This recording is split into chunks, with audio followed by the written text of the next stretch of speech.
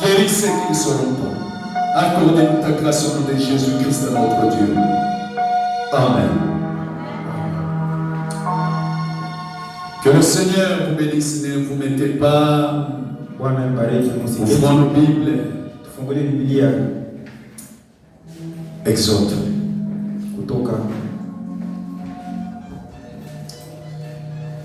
Moïse, j'ai entendu les cris de mon peuple. Ouais. Que le Seigneur entende nos cris ce soir. Qu'il voie nos peines, nos souffrances, qu'il les descende. C'est ça ce que nous pouvons lui dire.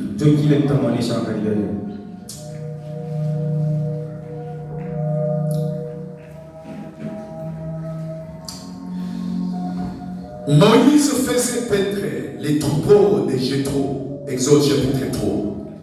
Son beau-père, sacrificateur des Madian, il mena les troupeaux derrière le désert, vint à la montagne de Dieu à Horeb. L'ange de l'Éternel lui apparut dans une flamme de feu, au milieu d'un buisson. Moïse regarda et voici, les buissons étaient tout en feu. Et les buissons ne se consumaient point. Moïse dit, je vais me détourner pour voir quelle est cette grande vision. Et pourquoi les buissons ne se consument point. L'Éternel vit qu'il se détourna pour voir. Et Dieu l'appela du milieu des buissons et dit, Moïse, Moïse. Il répondit, me voici. Dieu dit, n'approche pas d'ici, ôte tes souliers et tes pieds, car les lieux sur lesquels tu te tiens est une terre sainte. Et il ajouta, je suis le Dieu de ton père, le Dieu d'Abraham, le Dieu d'Isaac, le Dieu de Jacob. Moïse se cacha le visage, car il craignait de regarder Dieu. L'Éternel dit, j'ai vu la souffrance de mon peuple qui est en Égypte. J'ai entendu les cris que lui font pousser ses oppresseurs, car je connais ses douleurs. Je suis descendu pour les délivrer de la main des Égyptiens. Veuillez vous mettre.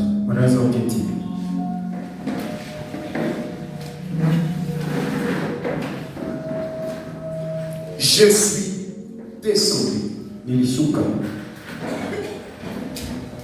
Pas pour faire n'importe quoi. Pas pour prophétiser. Non. L'Éternel est descendu pour te délivrer. Dans cette souffrance qui ne finisse pas. Je suis fier d'un Dieu quand il descend. J'aimerais te dire, fais confiance à lui. Personne ne l'a jamais fait confiance sans que Dieu l'aide. Les aides de son les aides de son, je dis, ce sont des aides, on le fait avec insuffisance. Ouais. Insuffisance. Ça ne termine même pas nos souffrances et nos besoins. Mais Dieu, il donne à la mesure de terminer la souffrance qui nous incombe. Et puis quand il te délivre, il te garde. C'est le bien de Dieu. Alléluia. Il te délivre. Il ne te laisse pas. Il a délivré Israël. Il ne l'a pas laissé. Il l'a accompagné jusqu'à la terre promise. Alléluia. Oh Marie. J'aime beaucoup cela. Il dit, oh Marie. Verset 20. 21. Chapitre 13. Regarde quand ils sont sortis de l'Égypte. Parce que c'est dans Exode chapitre 12 qu'Israël est sorti de l'Égypte.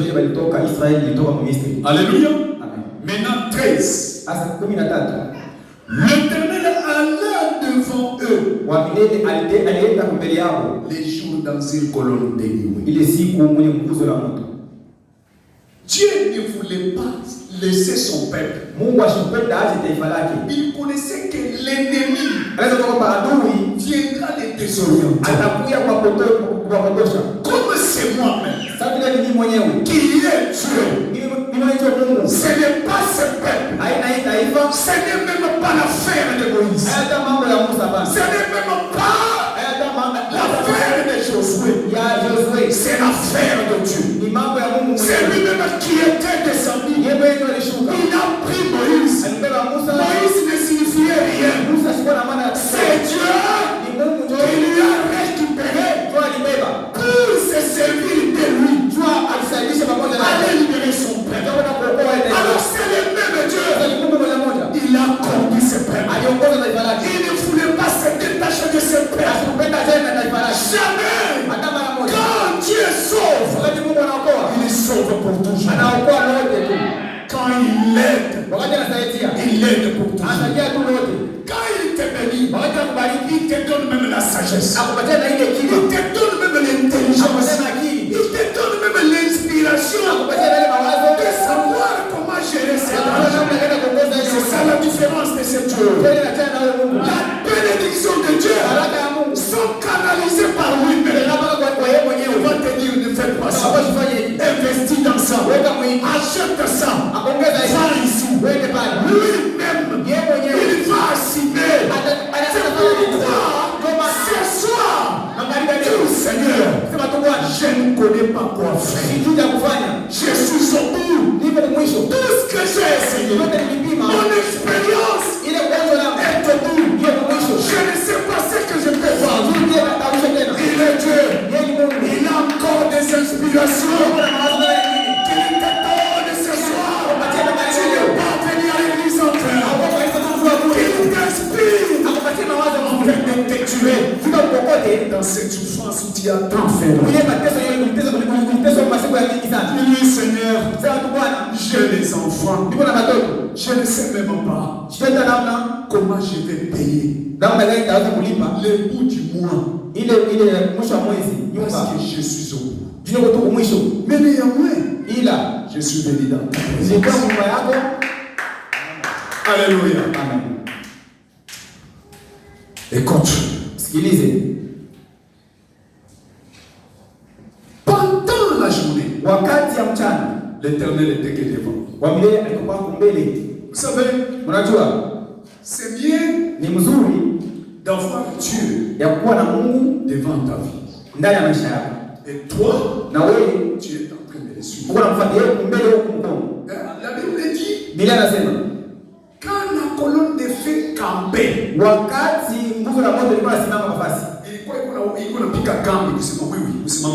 c'est toujours bon.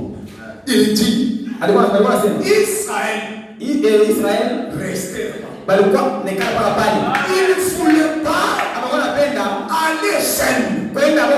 Il connaissait bien que cette bataille de notre niveau, on ne saura pas. Si c'est lui qui combat, ce n'est pas aussi. Moi aussi, je vais. L'Éternel fait son campement au paradoxe tabernacle à 16h30. Coupez le travail. Ne parle pas sans Dieu. Tant que Dieu vient, moi aussi je reste. Je dis Seigneur, je ferme tout. J'arrête tout. Parce que même toi, tu as arrêté. Je vais m'asseoir. Jusqu'à ce qu'il termine. Quand il termine, il commence la marche. Les portes sont fermées. On sort. On continue avec notre marche. C'est la marche d'affaires. La marche de business. On continue dans ce sens. Il continue. La Bible dit, même si la colonne de feu, prenez des jours jours ou 3 jours. Israël est resté là-bas. Dans une vie, aimer marcher avec Dieu. Tu verras que même quand les choses sont compliquées, tu auras toujours une inspiration quelconque. Alléluia. Tu auras toujours des inspirations. Parce que j'aime vous montrer l'expérience. Un jour, les choses nous avaient tellement compliquées, moi avec ma femme. Regarde ce qui s'est passé. Il fallait que je voyage. Et c'était ce voyage-là qui devrait produire quelque chose. J'avais le passeport. J'arrive à la frontière. Non, le diable ne sait comment le combattre. Je présente mon passeport pour que j'achète le visa. L'immigration de la Zambie ce jour-là. Il commence à vérifier. Vérifie. Vous savez, j'ai plus de 20 ans depuis que j'ai commencé à voyager. Je n'ai jamais été arrêté. Parce que moi, je suis tellement sensible avant de voyager, contrôler chaque chose. Parce que je connais que la Zambie, c'est un pays quand on t'arrête, innégociable. Ce sont des gens sans cœur. J'arrive. Vérifie mon passeport. On me dit, toi tu ne pars pas. Tu rentres chez nous. Pour quelle raison? Il dit tes jours en Zambie dans cette année.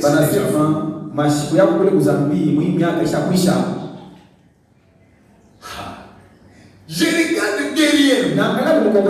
Je vois ma femme. Je vois les enfants. Et je sais que je dois aller là-bas parce que c'est là où il y a tout. Frère, il faut voir des inspirations.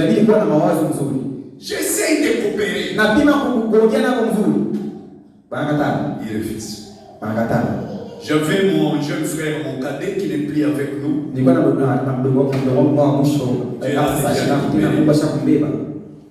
Il vient.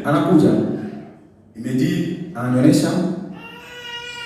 grand ici, moi je vais te donner l'inspiration. Je dis lequel? Il me dit, et avec ton passeport, et avec l'argent que tu as, tu dois aller en Tanzanie. Je dis, comment? Il dit, moi je te mets dans la voiture. Tu ne pars pas à la direction que tu as toujours là. Tu vas aller dans une province, tu descends là-bas, il y a un bis. Tu vas trouver ce bis-là. Ils vont t'amener là-bas dans une autre province. Tu vas trouver le véhicule direct. Maintenant, je lui pose la question. Michel. Maintenant, si on marie, non, Dieu, quand Dieu dans une chose, mon petit là me dit, moi je te jure, toi on ne paye jamais. Viens entrer dans la voiture. J'appelle ma femme. Je lui dis ici c'est compliqué. Toi va seulement prier. Moi aujourd'hui je voyage. Parce que le diable sait comment nous décourager. Je suis entré dans la voiture. C'était la voiture de quelqu'un qui se connaissait avec mon petit là. Alors le jeune lui dit, gardez mon vieil. Nous sommes allés. Première barrière. Tu sais quand il y a des problèmes. J'arrive aux premières barrières. On demande au chauffeur. Au lieu de me demander moi, mais on demande au chauffeur. Tu y as les Congolais? Le chauffeur dit non. Je n'allais pas. Je passe. Deuxième barrière, sans demande, je passe. Nous sommes arrivés à cette ville. Je suis descendu. J'ai monté comme il J'ai monté.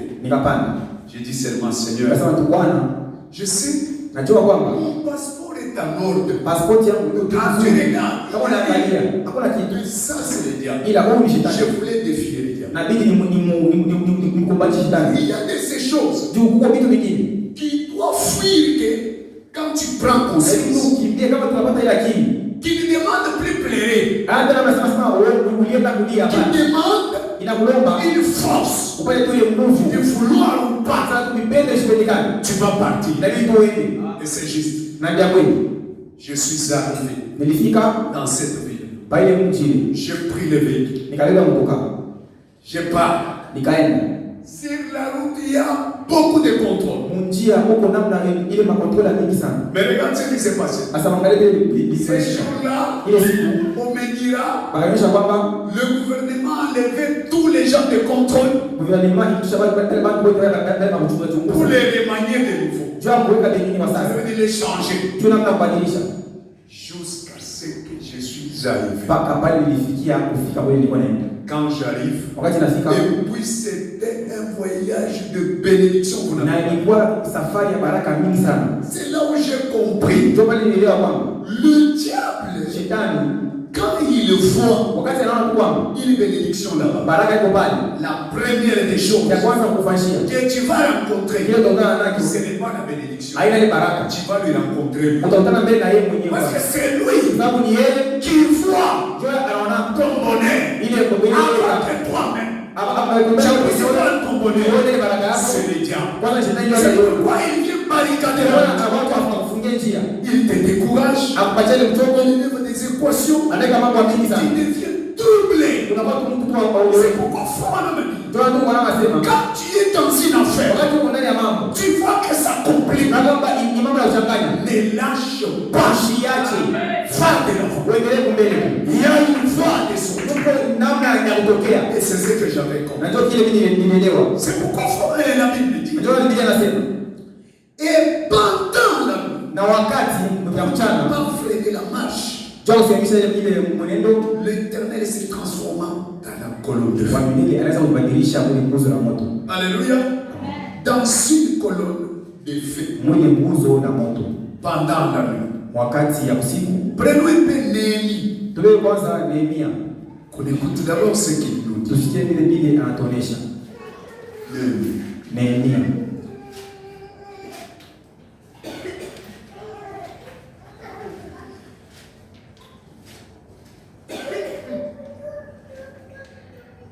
Néhémie, c'est après. Il y a aussi Daniel. Il y a aussi celui qui trouve, il peut facilement payer.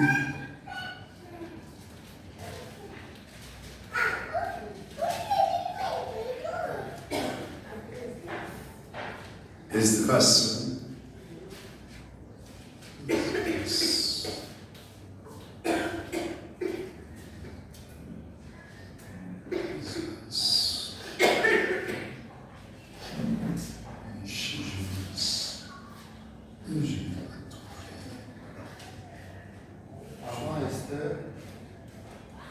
Ah, ok.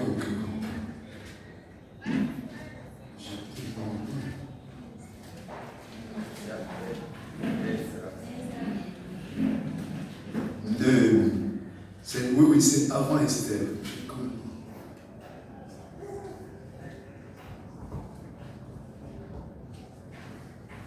Écoute ce que la Bible nous dit. C'est dans le livre de Néhémie.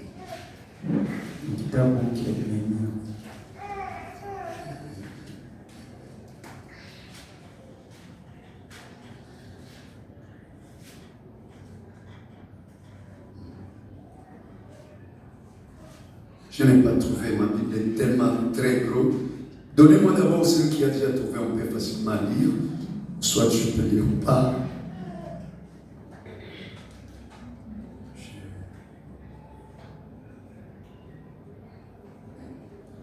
Il a trop de petites histoires. C'est pourquoi je ne l'accepte pas. Il a trop de petites écritures qui fait souffrir la tête. Je vais prendre ma Bible. Ça même vous devez changer ça. Ça crée des difficultés aussi. Néhémie chapitre 9. Écoute.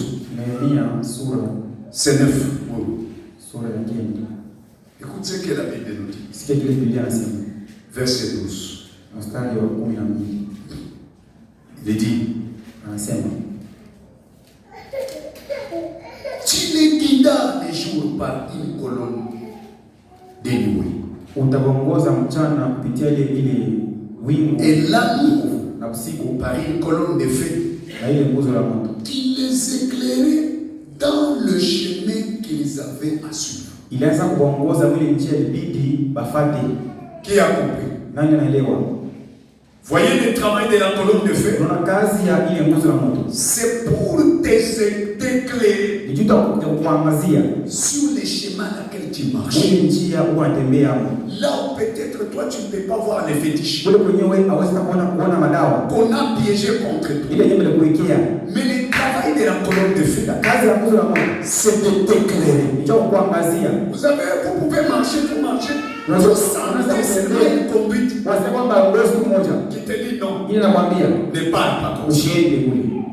Vous savez, un jour, en Tanzanie, j'avais ma montagne.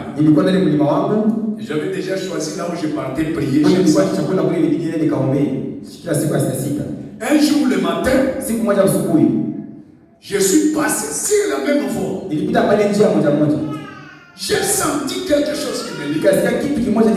Parce que c'était un côté, les montagnes serpentées. Des mauvais serpents. Comme sous forme de mamba. Les noirs là. C'était ça. Alors je peux aller là-bas. De 6h. Du 7h30, je descends. Comme le matin, j'étais passé là. J'ai senti un esprit qui me dit. Parce que c'était sous les rails. Il y a un béton là. Qui est sous forme de pont. Au retour, fatigué, je commence à marcher. Non. Quand la Bible dit, j'envoie mon ange devant toi pour qu'il te conduise sur les chemins. Je quitte la fatigue en train de méditer, disant Seigneur, pendant que les hommes comme moi, dans cette ville, ils sont en train de danser avec les femmes. Mais tu me vois moi. Moi j'ai choisi une montagne. Garde-moi. Je vous dis, il faut bien vivre. Il faut vivre avec la parole. Je descends. J'arrive comme là-bas. Je sens seulement une voix douce qui me dit, ne prends pas cette voie. Vas-y de ce côté. Papa, le serpent mamba là. Cependant, il m'avait déjà repéré. Maintenant, il m'a piégé.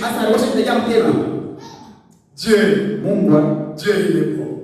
Il nous garde. Il s'était déjà lié parce que c'est un serpent. Il saute. Maintenant, je dis non. Le matin, quand je suis passé, je n'avais pas cette paix. Il y a cette voix qui me dit, ne parle plus cette voix. Laisse-moi suivre ça. Pendant que je saute, j'arrive comme au niveau de chez mon voisin. Je jette un coup de pied. Tu ne peux pas supporter. Un gros serpent. Cela veut dire il était sûr de moi. J'ai commencé à courir parce que j'ai connecté. C'est un serpent qui s'est tué. Il fuit pour lui. J'ai seulement dit Seigneur, qui m'a sauvé, empêche-les. Jusqu'à ce que j'ai traversé les portes, je suis arrivé. C'est ce que je vous dis. La colonne de feu, quand elle vous conduit, vous pouvez arriver là où les ennemis vous ont prêché. Il arrive, il vous dit de traverser la sorte. C'est ça. Et il faut beaucoup écouter la voix interne. Alléluia. Amen. C'est ce que la Bible nous dit. Il dit ceci. L'Éternel les conduisait pendant la nuit dans une colonne de feu. Alléluia. Il dit, tu les gardais. Tu descendais sur la montagne de Sinaï. Tu leur parlais du haut de ciel. Ulishuka kumulima wa Sinai na ukazungumza na kutoka mbingu. Amen. Il dit, tu leur donnas des ordonnances. Toi Dieu. Maintenant là, c'est un homme qui est dans la situation comme celle qu'Israël était. Le prophète Néhémie. Alléluia. Il continue. Verset 19. Il dit ceci. Oh my.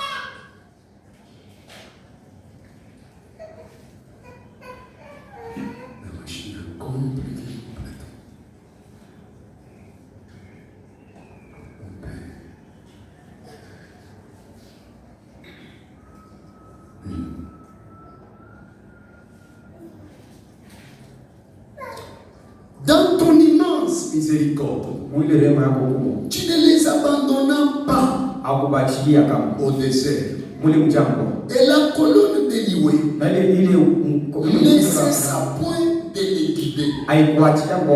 Les jours dans leur chemin, ni la colonne de feu de les éclairer la nuit dans les chemins qu'ils avaient à suivre. Tu leur donnas ton bon esprit pour les rendre sages. Parce que quand Dieu descend, même son esprit, c'est lui qui te les donne. Pour que tous les problèmes qui peuvent s'élever, toi tu deviens sage. C'est ce que dit la Bible ici. Tu leur donnas ton esprit pour qu'ils deviennent sages. Tu ne refuses point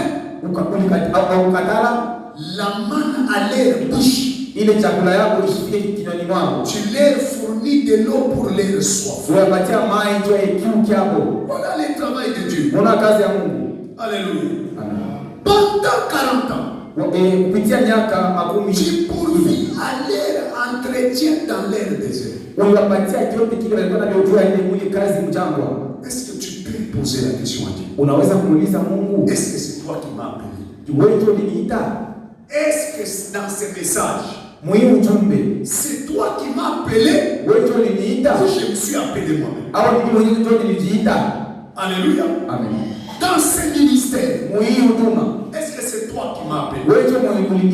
Si tu m'as appelé, peux-tu faire unaweza kufanya différent de ce que tu avais fait à ceux-là que tu avais appelé. ya kuachana kwa wale wengine ulibaita. L'Éternel dit non. Biblia inasema hapana. Parce que moi, Sababu mimi je ne change pas. sibadiliki. Je reste le même Dieu. Nabakia Mungu moja moja. Si j'ai guéri, Kama niliponya, même aujourd'hui, hata leo, comme je t'ai appelé, sasa nilikuita, je serai obligé inalazimishwa de te guérir. nikuponye. Si je t'ai appelé Kama nilikuita et que tu manques à manger, na kama unakosa chakula, je suis le même Dieu niko Mungu moja moja qui a nourri Israël nilisha Israeli par une manne kupitia ile maji qui descendait du ciel. toka mbinguni. Tu demeures le même Dieu. Unabakia Mungu moja moja. Acclamons pour le Seigneur. Shangilieni Bwana. Il est le même Dieu. Eko Mungu moja moja, ndugu zangu. Il n'a jamais changé. Ashabadilika. Aujourd'hui, c'est écrit plutôt. Puis Jésus vint et appela. Na kisha Yesu alikuja akaita. Prêché le 13 février 1964. Paragraphe 105. Kipengele 105. Il est en route. Eko njiani. En plein sur la ligne du devoir. Mkunjia kwa kazi yake ya madaraka yake. Quand toi tu plais, Wakati unalia, l'Éternel Dieu wa milele Mungu est en route. eko njia En plein mkufanya sur son ligne du devoir. kuangalia kwa kazi yake. La ligne du devoir de l'Éternel, Ile kazi ya Mungu Bwana c'est ta vie. ni maisha yako. C'est là où lui, Ndio pale yeye il doit se montrer qu'il est vivant. ambaye anaonyesha kwamba yeye mzima. Oui, Ndio. la ligne Ile mstari du devoir de Dieu, ya kazi ya Mungu c'est ton travail. ni kazi ya Là où ça ne marche pas, yeye niendeke. c'est là où lui Ndio pale yeye doit se démontrer abila ajionyeshe qu'il est Dieu. kwamba yeye ni Mungu Il change. na anabadilisha. Alléluia. Amen. Il dit ceci. Anasema hivi. Oh my. Il dit ceci. Anasema hivi. Le voici Umuone bloqué entre les montagnes. anasimamishwa katikati ya milima. Wao wenye kubanu chini ya milima, katikati ya milima. Il dit ceci. Anasema hivi. Il tend l'oreille. Akapamba masikio. Waka. Akapamba masikio. Il tend l'oreille. Akapamba masikio. Un bravissement derrière lui. Na ile nguvu mgongo yake. Qu'est-ce? Ile inamaanisha nini? Ce sont les chars de Pharaon. Ni ile mafarasi ya Farao. Qui arrivent parmi eux. Ile kunakuja ya mingi sana. Ils avaient des armes. Balikuwa na ile majeshi. Na ile pour renverser. Na vyote katika kubadilisha. Ils marchent sur eux. Na kutembea juu yako. Voici la mer rouge. Ile bahari nyekundu. Qui lui barrait la route. Ile kawafungia njia. Quand il fait, balifanya nini? Il était dans la détresse. Bakaanza kuteseka. Tout le peuple criait. Taifa yote kalalamika. Oh, ça m'est fini de nous. Unaishia hapa tu yetu. Maintenant Pharaon va. Hasa Farao anakuja. Nous tuer. Anakuja kutumaliza. Il va nous passer au fil de notre pain. Inabidi sasa tuwe kupitia mpaka lake. Nos enfants vont mourir. Watoto wetu watakufa. Ici dans la désert. Hapa mjangwa. Moïse. Musa s'écria. Akalalamika. Oh Dieu. Oh Mungu. Quand il entend wakati anasikia les cris des enfants d'Israël, malalamiko ya watoto wa Israeli, lui aussi, yeye na yeye Musa, il a tourné le regard. Ageuka. Il a crié. Akalalamika. Oh Dieu. Oh Mungu. Voici la mort de moi. Ona kifo mbele yetu. Qu'il soit le même Dieu. Ape Mungu moja moja magharibi ya leo. Écoute ce que Bwana m'a dit. Msikile ndugu wangu anasema. Il dit ceci. Anasema hivi. Oh my. Oh my. Il dit ceci. Anasema hivi. Et puis, kisha Jésus vint. Yesu akakuja sur la scène. Pale pale mambo menyewe. Il était la colonne de feu. Alikuwa nguzo la moto. Il descendit. Na alishuka. Et c'était entre lui. Na ilikuwa katikati yake. Et le danger. Na ile ajali. Il est notre intermédiaire. Cette colonne de feu. C'est notre intermédiaire. Sur le danger. Et nous-mêmes. Il descend pour stopper les dangers.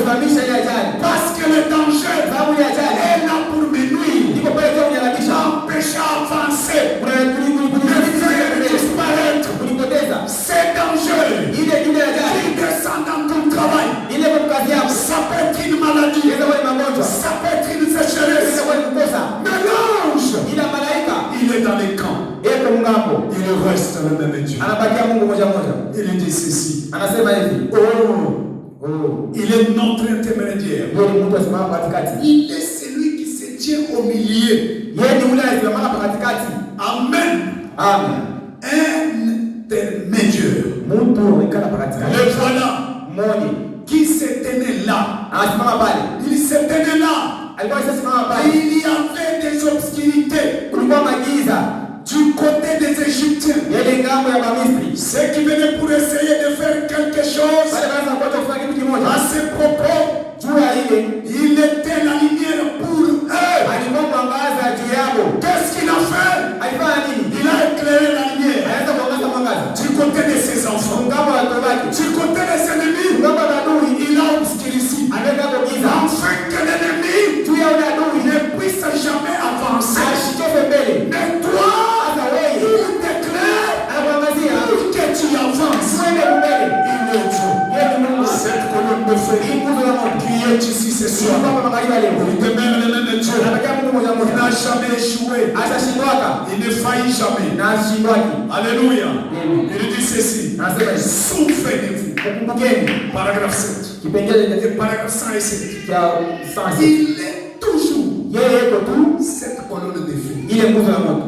Monsieur, Mungu lorsqu'il était sur terre, wakati alikuwa kwa mlongo il a dit je viens de Dieu. alisema nakuja natokea Je kwa Mungu retourne à Dieu. na narudia kwa Mungu. C'est le même Dieu. Yeye ni Mungu mmoja Il mmoja. ne change pas. Asibadilikake. Il bâtit pour terminer. Anajenga kama kuisha. Il ne fait jamais les choses à moitié. Asifanye kitu cha kipande. Oui, quand il guérit, Wakati anaponya. quels que soient les années que la maladie fait, Asema magonjwa yanakawa sana. mais lui, il les termine dans un même jour. Yeye anaweza kuimaliza msiku mmoja Quand mmoja. il descend, Sababu yeye kama anashuka, il ne travaille pas la longueur des maladies. hajikumbai kufuatana na ugonjwa wa Il regarde la grandeur des maladies. Ashaangalia kwa wale magonjwa. Il guérit à la minute. Yeye anaponyana kwa dakika moja moja. Comme il peut te guérir ce Sasa soir. anaweza kuponya magharibi ya leo. Dans un message, Mwingine ujumbe. pourrir sans un message. Kufukuzia bila ujumbe. Prêcher le 17 avril Inahubiriwa 1960. 1960. Dans une autre appellation, allez dire.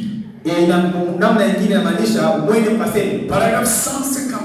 Kipengele 154. J'ai regardé Niliangalia et j'ai vu quelque chose. niliona kitu kimoja cha Quel côté? kiume. J'ai regardé mon mire. Nikaangalia C'est ouvert, je vis Jésus. mtazamo ukafunguka nikasema Bwana Mungu, Combien parmi vous m'ont déjà entendu dire bangapi katikati yenu wewe sikia nasema que j'ai vu Jésus 2 fois kwamba nilimwona Yesu mara mbili dans ma vie, ndani ya maisha yangu dans une vision. mwenye onyo. Je crois que je le verrai encore avant la fin du temps. Naamini kwamba tamwona tena kumbele ya mwisho wa wakati. Je le verrai encore. Tamwona tena. J'ai regardé Nikaangalia et le ciel était juste là. na mbingu ilikuwa pale. C'est comme si je regardais à travers un mur. Nikusa vile nilianza kuona kule ile Il y avait une Bible kulikuwa Biblia. qui se tenait comme la Bible réelle. Ilikuwa tunasimama pale sasa ile Biblia. 155. Kipengele 155. Il m'a regardé Aliangalia d'en haut kule juu comme ça. sasa vile Il m'a dit, akanionyesha tu attends que ton nouveau ministère te soit confirmé. unasikia kwamba huduma yako tena mara pili tena ihakikishe ile. Vous voyez, on peut poser la question à quelqu'un. Basi kuuliza mtu. Tu dis au pasteur, Unasema wewe pastor, j'ai vu une chose étrange. niliona kitu akila kitu cha kawaida. J'ai vu Jésus. Nilimwona Yesu. Comme confirmation. Sasa vile hakikisho. Quand tu l'as vu, Wakati ulimwona, qu'est-ce qu'il t'a dit? alikwambia nini? Parce que Jésus Kwa sababu Yesu n'est pas un mythe. tu kitu cha kule Lui, kule. quand il vient te visiter, Yeye kama anakutembelea, il a toujours un message. hebu Bwana ujumbe Il a fulani. toujours quelque chose Sawa kitu kimoja. qu'il doit te dire. Kile inabidi akuoneshe. C'est ce qu'il faut madame ma part. Ndio ndio Bwana anasema hapa. Il dit, Anasema les mêmes anges, malaika moja moja. chaque fois quand tu viens, Kila mara wakati anakuja, il a toujours un message hebu Bwana ujumbe. qu'il communique avec celui qui le visite. Ile yeye ataongea na yule mwenye alikuwa kumtembelea. Alléluia. Amen. Il dit ceci. Anasema hivi. Il dit, voici, Anasema oneni j'ai déjà confirmé cela. nisha hakikisha ile. Il dit, tu dois accepter cela. inabidi utikie ile. Je me suis mis debout. Nikasimama kuima. Je l'ai écouté pendant un instant. Nikamsikiliza dakika Cela kidogo. m'est venu à l'esprit. Na ile kanikuja mwakili. Je n'ai pas pu entendre cela. Sikusikiliza mzuri ile. Cela m'est simplement venu Ile ilikujia tu à l'esprit. Mukiro. Écoute, 164. Kipengele 164. Cela itakuja, mes amis. Ndugu zangu, Dieu sait comment vous garder sur un tas de sang. Mungu anajua namna gani kuchunga mbali hata ile ya sana. Majifu. Manake pour bien dire que les choses soient bien entendues. Dieu est mzuri. Amen. C'est ça l'état de sang. Alléluia. Amen. Il sait comment faire. Anajua namna gani kufanya quelque chose pour vous. Kitu kimoja juu ya kuchunga dans cet état. Mwili hali. Il t'est déjà arrivé. Inaweza kufikia. Tu n'as rien. Hauna kitu. Tu te réveilles. Unasimama mwili. Tu ne sais pas ce que tu vas faire. Au tujue utafanya. Les enfants malades. Watoto wagonjwa. À l'école, tu n'as rien payé. Hawalipa kitu. Les bouts du mois de loyer. Kule kulipa nyumba. Tu ne sais pas. Au tu namna palipa. C'est dans cet état que l'Éternel sait comment prendre soin afin de te faire sortir dans cette étape-là. Il dit, il sait comment te garder dans l'état de la souffrance. Oui, il n'a jamais été distrait. Il sait comment faire quelque chose pour vous. Au moment où il peut vous faire parvenir les messages. Est-ce qu'on peut acclamer pour le Seigneur?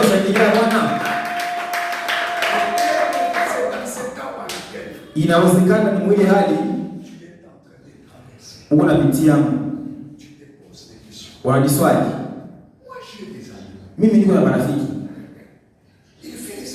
Bora fanya makini makazi, uchunguzi. Vous savez quand tu traverses les moments difficiles. Wakati unapitia mambo ya nguvu. Tu peux commencer à penser. Unaweza kuanza kuwazia.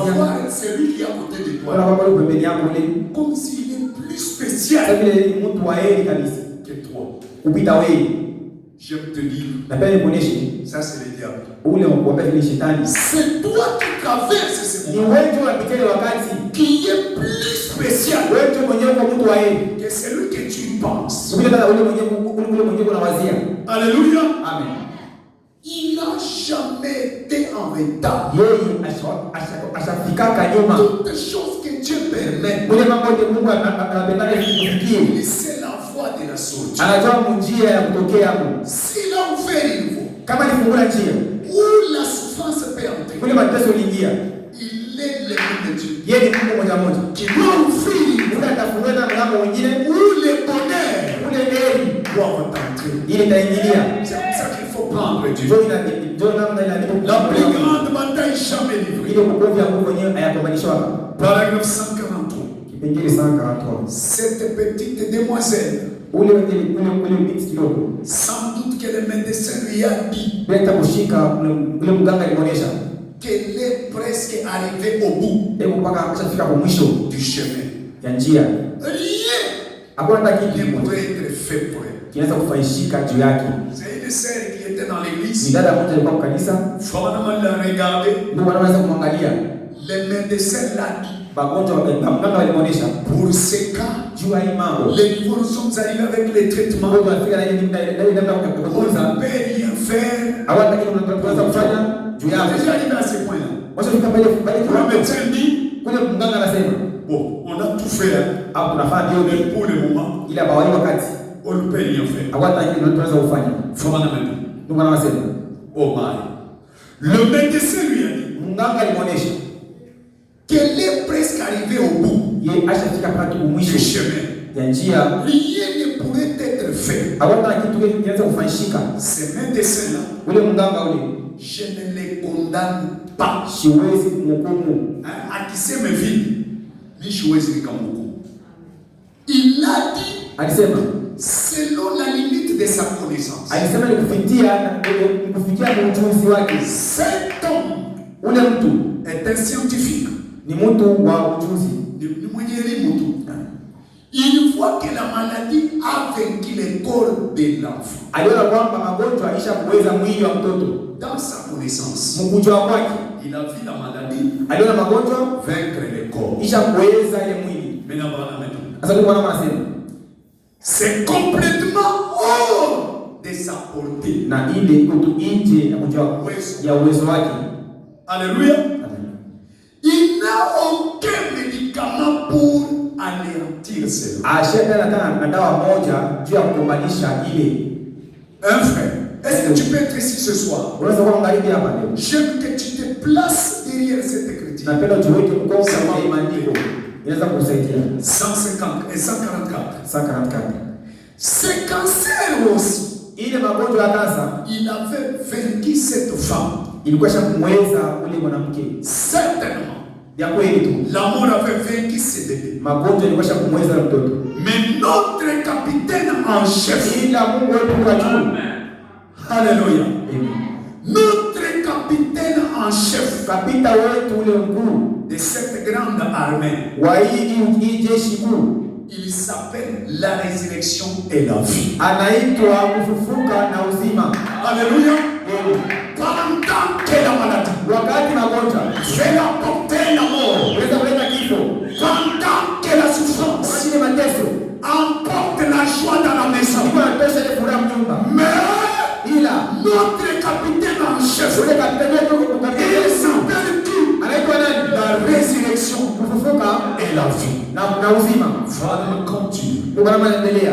Rien ne peut le vaincre. Anasema hakuna kitu kimoja kitamweza. Notre capitaine en chef, Kapita wetu mkuu 145. 145. Les cerveaux d'une armée résident dans ses capitaines. Nguvu ya mkomvi inaikala ndani ya yule kapita. L'intelligence romaine, Akili ya Waroma en Allemagne, kule kwa Almani était le cerveau de l'Allemagne. ilikuwa ile nguvu ya Almani. Par qui? Kupitia nani? Hitler. Kupitia ule C'était lui, ilikuwa ni yeye le cerveau de cette armée. ndio ilikuwa ni nguvu ya ile ujeshi. Un militaire bâton. Ule mkombanaji huyo wa Ces hommes qui étaient au front. bale wanaenda kukomvi. Tout dépendait de ce qu'elle avait donné comme ordre. Wote ilikuwa naangalia kupitia kwa yeye ule anaweza kuleta ile sabili mwongozo. Alléluia. Amen. Suivez votre capitaine.